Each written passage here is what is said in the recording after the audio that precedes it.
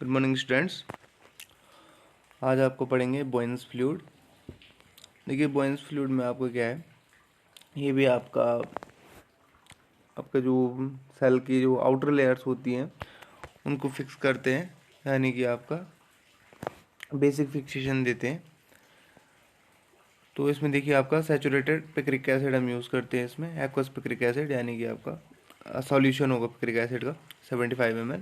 उसके बाद formalin 25 ml और glacial acetic acid 5 ml। Specific features देखिए आप इसके, penetrates rapidly and evenly and cause little shrinkage. आपका जो टिश्यू होगा उसको थोड़ा श्रिंक करेगा, लेकिन पेनिट्रेट्स बहुत रैपिडली करते हैं।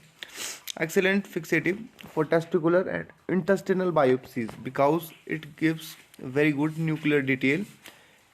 Is used for oligospermia and infertility studies. अब देखिए इसमें आपका इसका बैटर सबसे ज़्यादा यूज़ कहाँ करते हैं, ये आपका यूज़ होता है आपका टेस्टिकुलर यानी कि जो टेस्टिस होते हैं, ठीक है। तो उसमें आपकी जो क्या होती है, आपकी जो टेस्टिकुलर बायोप्सीज होती हैं, टेस्टिस से रिलेटेड आपकी जो भी बायोप्सीज होती है वो वहाँ पे, और आपका इंटेस्टिनल बायोप्सीज का मतलब आपकी जो इंटेस्टाइन्स होती हैं, आपकी जो क्या होती है स्मॉल इंटेस्टाइन और आपका लार्ज इंटेस्टाइन, या फिर आपका स्टमक से रिलेटेड कहीं पे भी अगर क्या होती है वहाँ से हम बायोप्सीज करते हैं, तो वहाँ पे ये क्या देती है, आपकी जो सेल के अंदर की डिटेल्स होती हैं, जैसे आपका साइटोप्लाज्म हो गया, आपका न्यूक्लियस हो गया, वहाँ की जो स्टडीज़ होती हैं वो इसके थ्रू क्या होती है, थोड़ा आसान हो जाती है, ईजी हो जाती है।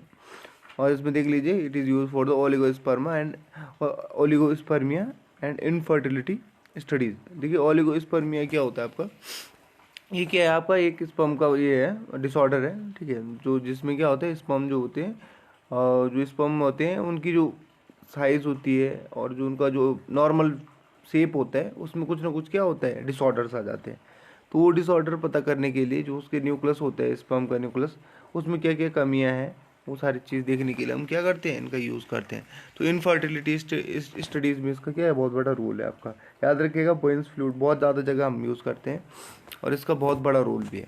तो याद रखिएगा इसके कंटेंट्स, 3 कंटेंट इसके अंदर, पिक्रिक एसिड, फॉर्मेलिन और ग्लाइसिल एसिटिक एसिड। उसके बाद देखिए good fixative for the glycogen को भी फिक्स करते हैं। जो भी सेल के अंदर जितने भी आपका ग्लाइकोजन प्रिजर्व होगा उसको क्या करता है, फिक्स करता है। फिक्स करने का मतलब उसको ख़राब नहीं होने देगा, या फिर उसका जो ब्रेक डाउन है वो नहीं होगा। It is necessary to remove excess picric acid by alcohol treatment. इसमें क्या करना है आपको, जो पिक्रिक एसिड को क्या होगा, जो एक्स्ट्रा अमाउंट हो जाएगा आपके पास, उसको आपको क्या करना पड़ेगा, रिमूव करना पड़ेगा अल्कोहल के थ्रू। इसको क्या करना पड़ेगा, अल्कोहल में डिप करना पड़ेगा। अल्कोहल में डिप करने के लिए मैंने आपको ऑलरेडी एक टेक्निक बताई थी कि जब हम कभी भी किसी क्या करते हैं, हमारी सेल्स के अंदर क्या होता है, ओवर फिक्सेटिव हो जाता है, या फिर कोई जो भी चीज़ हम क्या करते हैं जिसमें हम डिप करते हैं टिश्यू को, तो उसको बाहर निकालने के लिए हम अल्कोहल का यूज़ करते हैं। तो अल्कोहल का यूज़ कैसे करेंगे, पहले हम क्या करेंगे, डाइल्यूशन जो लेंगे वो 10% का लेंगे, देन 50% लेंगे, then 70%, then 90%, then absolute alcohol. इस टाइप से हम क्या करेंगे, उसको डिफरेंट फेजेस से आपका अल्कोहल उसके अंदर क्या करेंगे, एंटर करवाएंगे। डायरेक्टली अगर आपने उसको अल्कोहल में डाल दिया, एब्सोल्यूट अल्कोहल में, तो आपकी सेल में क्या हो सकता है, ऑटोलाइसिस हो सकते हैं, या फिर उसके अंदर कुछ रिएक्शन इस टाइप की हो सकती है जिससे आपकी सेल में क्या आ सकते हैं, चेंजेस आ सकते हैं। इसलिए याद रखिएगा कि जब भी आप क्या करोगे, कभी भी उसको अल्कोहल में डालोगे या फिर वाटर के थ्रू अल्कोहल को क्लीन करोगे, तो ये सारी चीज़ें आपको वहाँ पे ध्यान रखनी है। उसके बाद देखिए आपका Gendre's fluid, it is better fixative for glycogen. ये देखिए specially for glycogen fixation. Saturated picric acid in 95% VYB alcohol 80 ml, formalin 15 ml, glacial acetic acid 5 ml। और ये आपका बन गया 100 ml का जेंडर्स फ्लूइड।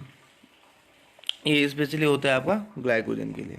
ये याद रखिएगा, आपसे पेपर में भी पूछा जा सकता है कि आपका ऐसा कौन सा फिक्सेटिव है जो स्पेशली ग्लाइकोजन के लिए यूज़ होता है, तो आप क्या लिखोगे, जेंडर्स फ्लूइड। तो ये छोटी छोटी चीज़ें आपको यहाँ पे क्या है, क्वेश्चन ऐसे कीजिएगा, क्वेश्चन भी बना लीजिएगा जो मैं बनाता हूँ, ठीक है। और अपनी तरफ से भी कुछ क्वेश्चन अगर आप बना सकते हो तो वो भी बना लीजिएगा। उसके बाद देखिए आपका साइटोलॉजिकल फिक्सेटिव। अब साइटोलॉजिकल फिक्सेटिव के अंदर क्या आता है, मैंने आपको ऑलरेडी बताया था। साइटोलॉजिकल फिक्सेटिव के अंदर आते हैं कि जो आपको साइटोप्लाज्म होता है उसके अंदर के जो ऑर्गेनेलीज होते हैं, जैसे माइटोकॉन्ड्रिया हो गया आपका, गोल्जी बॉडी हो गया, और आपका ER एक्सेट्रा, जितने भी आपके क्या होते हैं सेल के अंदर सेल कॉन्स्टिट्यूट प्रेजेंट होते हैं, उनके जो पार्ट्स होते हैं, ठीक है, उनको फिक्स करने की पावर जिन फिक्सेटिव के पास होती है उनको बोलते हैं हम आपका साइटोलॉजिकल फिक्सेटिव। और आपका न्यूक्लियस जो होता है उसको भी क्या करते हैं, फिक्स करने की कोशिश करते हैं। यानी कि जो न्यूक्लियस की क्या होती है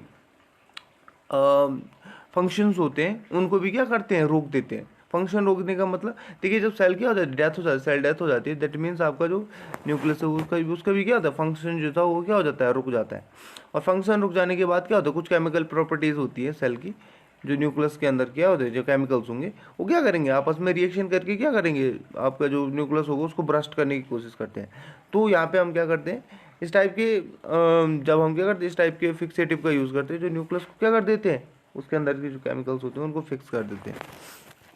तो वो सारे फिक्सेटिव आपके साइटोलॉजिकल फिक्सेटिव के अंदर आते हैं, साइटोप्लाज्मिक फिक्सेटिव आप उनको बोलते हो। अब एक चीज़ मैं यहाँ पे और बता देता हूँ, आपको नोट कर लीजिएगा, ठीक है। ये जो आपके साइटोलॉजिकल फिक्सेटिव होते हैं या फिर आपका हिस्टोलॉजिकल फिक्सेटिव, मैं आगे बताऊँगा आपको, इनकी जो पावर होती है ये क्या होती है आपकी, ये जो आपकी नॉर्मल फिक्सेटिव से क्या होती है, ज़्यादा होती है, ठीक है। देखिए आपके 3 टाइप के मैंने आपको बताए थे, उन तीनों टाइप में से जो आपकी सबसे आपके क्या होते हैं, जो माइक्रो एनाटॉमिकल फिक्सेटिव होते हैं, माइक्रो एनाटॉमिकल फिक्सेटिव जो है आपके, ये देखिए, ठीक है, माइक्रो एनाटॉमिकल फिक्सेटिव, ये जो क्या होते हैं इनमें उतनी पावर नहीं होती है, मतलब पावर होने का, पेनिट्रेट करने की पावर नहीं होती है, सेल के आउटर लेयर्स को या आउटर जो आपको प्लाज्मा लेयर्स होते हैं उसको क्रॉस करके ही फिक्स कर पाते हैं। लेकिन जो आपको साइटोलॉजिकल फिक्सेटिव्स हैं, जैसे आपको साइटोलॉजिकल फिक्सेटिव है, ये आपके क्या करते हैं, इनके अंदर और ज़्यादा पावर होती है, न्यूक्लियस तक पहुंच जाते हैं और न्यूक्लियस को भी फिक्स करने की पावर रखते हैं। तो ये इनके अंदर क्या है, इनकी जो पेनिट्रेटिंग पावर है वो थोड़ा ज़्यादा है, किसके किसके कंपेयर में, माइक्रो एनाटॉमिकल फिक्सेटिव के कंपेयर में। उसी तरह आपका हिस्टोकेमिकल फिक्सेटिव की जो पावर होती है वो क्या होती है, ज़्यादा होती है। तो अब देखिए आपका साइटोलॉजिकल फिक्सेटिव, अब इसमें देखिए 2 टाइप की आपकी, एक न्यूक्लियर फिक्सेटिव है आपका, और दूसरा आपका साइटोप्लाज्मिक फिक्सेटिव। देखिए न्यूक्लियर फिक्सेटिव कौन से होते हैं, जो सिर्फ और सिर्फ न्यूक्लियस के कंपोनेंट्स होते हैं।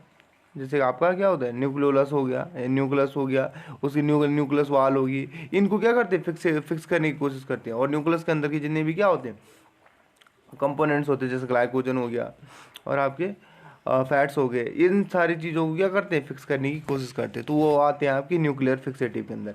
साइटोप्लाज्मिक फिक्सेटिव के अंदर वो आते हैं जैसे माइटोकॉन्ड्रिया के, जो जो क्या करेगा, फिक्स करेगा माइटोकॉन्ड्रिया को के फैट्स को, या फिर आपकी उसके प्रोटीन्स को, या फिर Golgi body, ER, RER, SER, जो भी आपके कॉन्स्टिट्यूट होते हैं सेल के अंदर, उनको क्या करते हैं, फिक्स करने की कोशिश करते हैं, या फिर उनको प्रिजर्व करने की कोशिश करते हैं।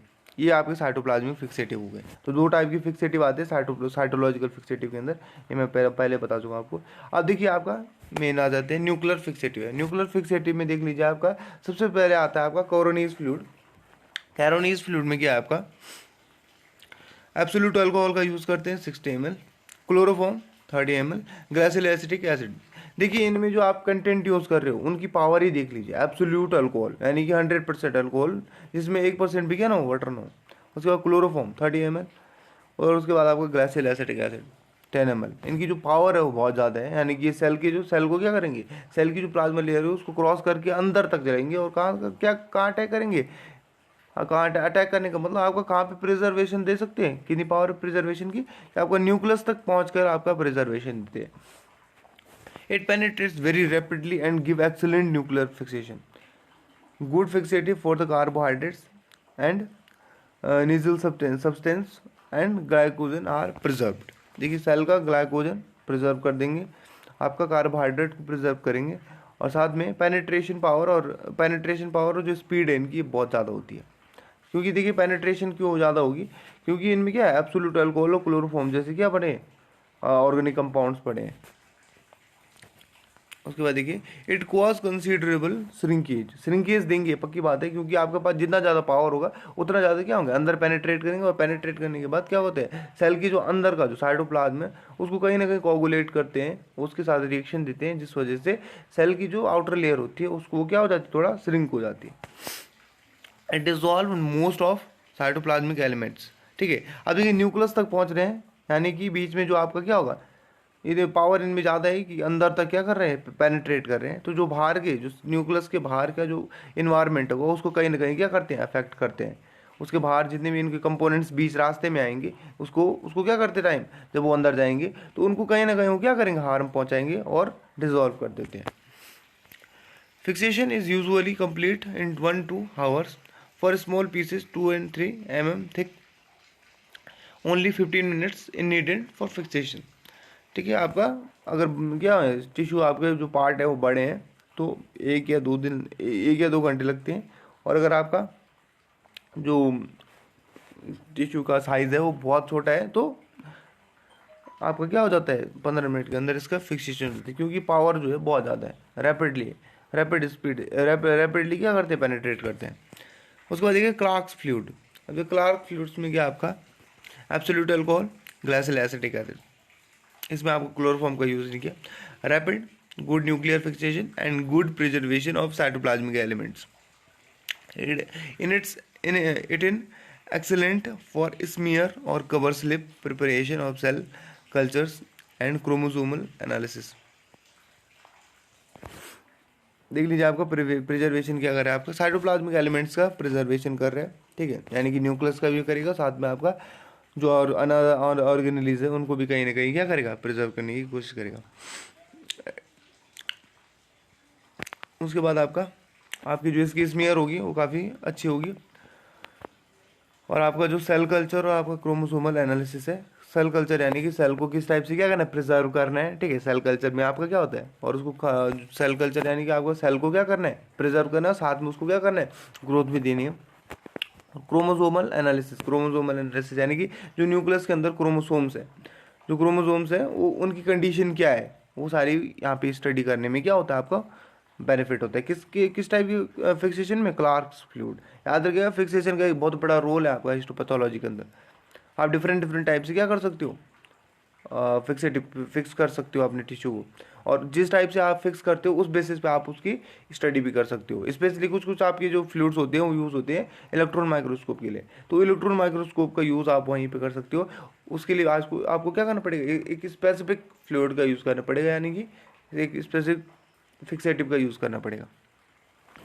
उसके बाद देखिए आगे न्यू कॉमर्स फ्लूइड, इसमें आपका आइसो प्रोपेनॉल, उसके बाद आपका propanoic acid, petroleum ether, acetone dioxin.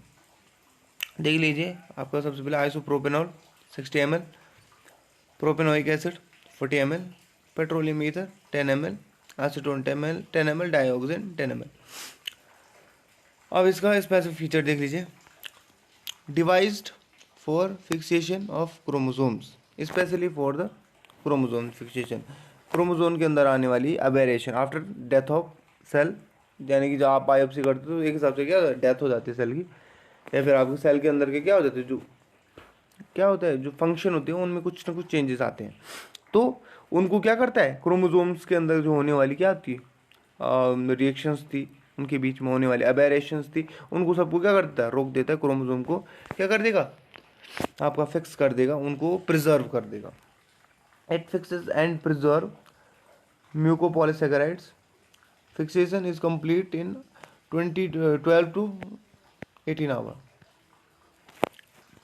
उसके बाद देखिए आपका इट फिक्सेस प्रिजर्व म्यूकोपॉलीसैकेराइड्स। ठीक है, म्यूकोपॉलीसैकेराइड्स के आपके ये आपके कार्बोहाइड्रेट्स के पार्ट आते हैं। ठीक है, कार्बोहाइड्रेट्स ये जो होते हैं आपकी उनको क्या करते हैं, फिक्स करने का काम करते हैं। म्यूकोपॉलीसैकेराइड्स के अंदर आपकी वही आती है उसमें देखिए आपका साइटोप्लाज्मिक फिक्सेटिव्स, इसमें आपका चम्पीज फ्लूइड 3 ग्राम पर DL, पोटेशियम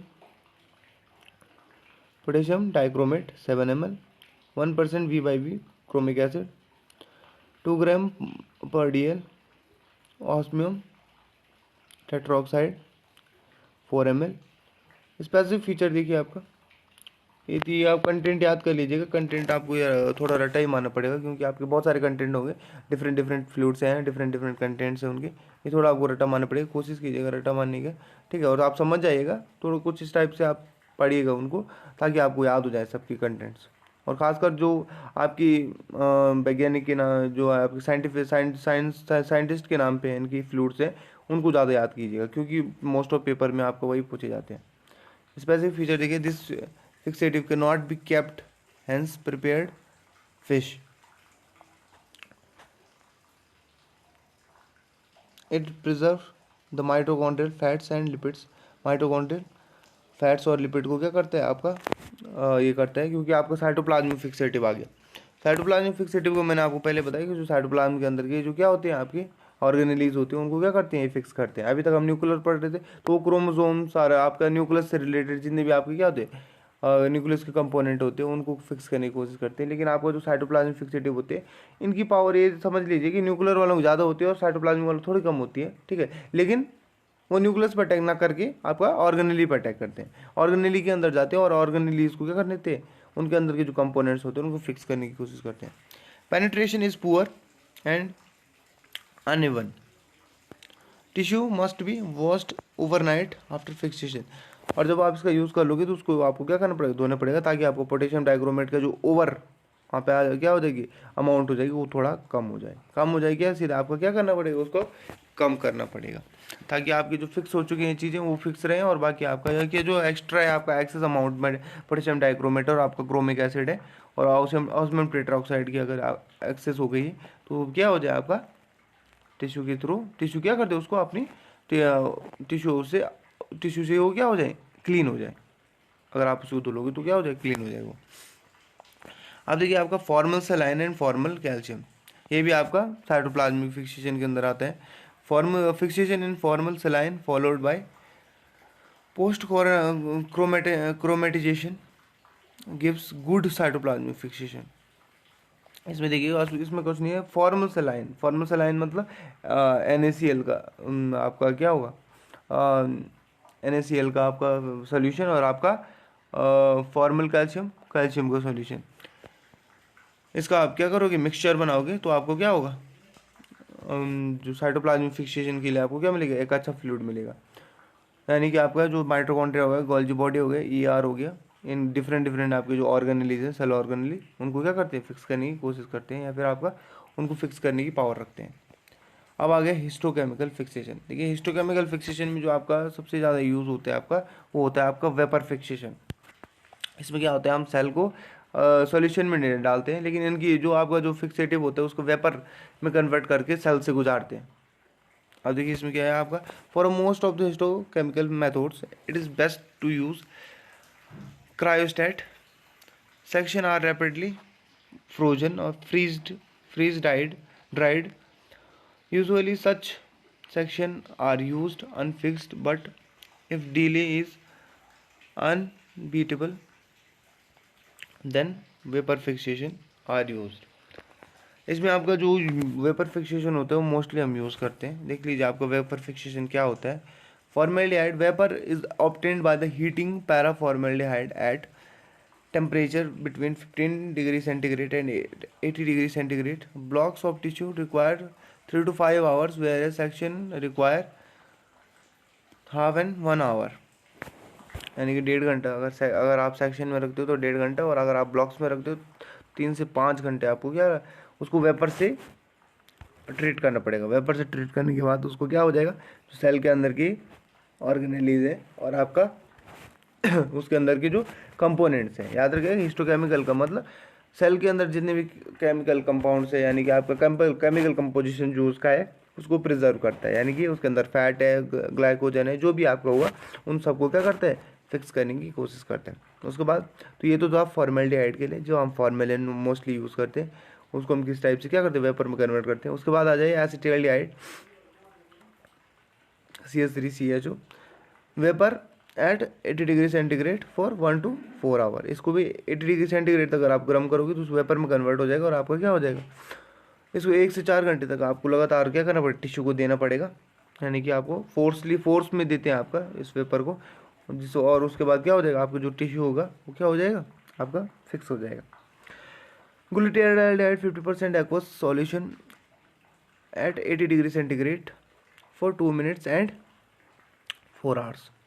इसको भी 50 डिग्री सेंटीग्रेड एक्वस सॉल्यूशन आपको 50% एक्वस सॉल्यूशन आपको 80 डिग्री सेंटीग्रेड तक गर्म करना है, और 2 और 4 घंटे तक आपको 2 मिनट से स्टार्टिंग हो जाएगा आपका फिक्सेशन होना, और 4 घंटे तक आपको उसको फिक्स करना है, और ग्लूटाथियोनाइड क्या कर देगा, आपको फिक्सेशन देगा। उसके बाद है आपका एक्रोलिन या फिर chromyl chloride used eight 37 degree centigrade for 1 to 2 hours. Other more commonly used fixative are formal saline, cold acetone immersing in acetone at 0 to 4 degree centigrade is widely used for the fixation of tissue intended to study enzyme species phosphates 3 absolute alcohol for 24 hours. इनका भी use क्या करते हैं आपका हम histo chemical fixation के अंदर करते हैं। कौन सा, फॉर्मल सलाइन का यूज़ करते हैं, कोल्ड एसीटोन का यूज़ करते हैं, इमर्जिंग इन एसीटोन यानी कि आपको एसीटोन के अंदर 4 डिग्री सेंटीग्रेड पर रखना है, और आपका फॉस्फेट्स एब्सोल्यूट अल्कोहल 24 घंटे तक आप। उसके बाद आपके जो ये थोड़ा बच गया है इसको हम कल पढ़ेंगे, आज के लिए काफ़ी ज़्यादा हो गया, ठीक है, आप इतना पढ़ लीजिएगा। Okay, thank you.